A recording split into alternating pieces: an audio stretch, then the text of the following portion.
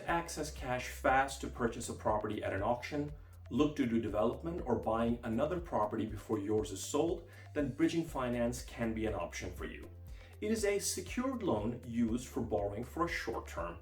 Bridging finance is being used in investments made across the UK with greater frequency as more and more borrowers are utilizing the funding to benefit their property transactions. Despite becoming very popular in the recent years, many borrowers are still unfamiliar with bridging finance and how it works. Hi everyone, this is Ash Ajaz, and in today's episode I will provide you all that you need to know about bridging finance. Let's get started. There are two types of bridging loans, open-ended and closed-ended. An open-ended bridge loan has no set end date and you can repay it as soon as funds become available.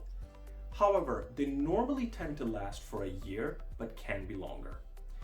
A closed bridge loan, on the other hand, has a fixed end date and they tend to last normally for a couple of weeks or months. Open-ended bridge loans are more expensive compared to closed bridge loans because they offer more flexibility to the borrower.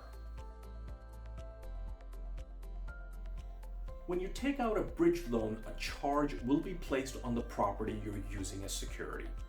A charge determines the priority of debt if you are unable to pay the loan.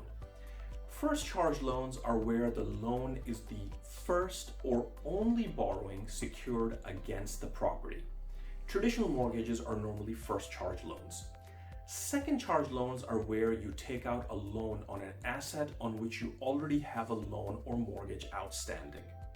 If a property is repossessed and sold to pay off the outstanding debts, a first charge loan would have to be paid off first before the second charge loan. Amount you can borrow depends on the value of the property and the equity it has. This is normally 75% of the property value. You will typically be able to borrow more on a first charge bridge loan compared to a second charge bridge loan.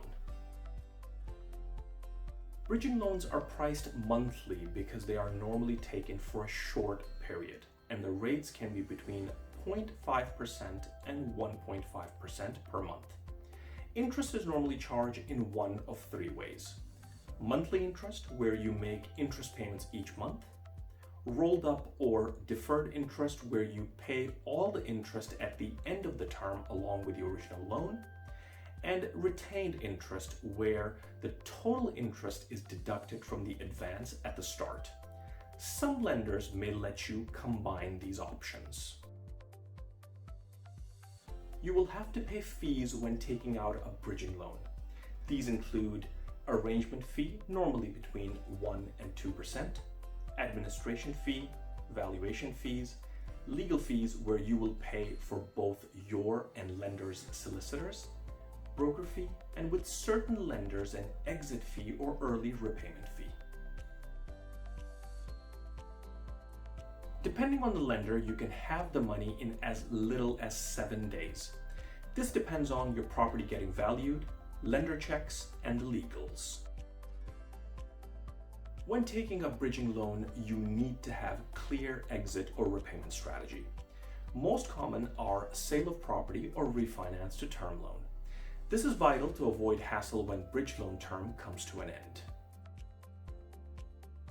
Some of the pros of bridging loans are fast application process, ability to borrow large amount, and flexible borrowing options with the ability to repay anytime and only paying interest for the period you need the money.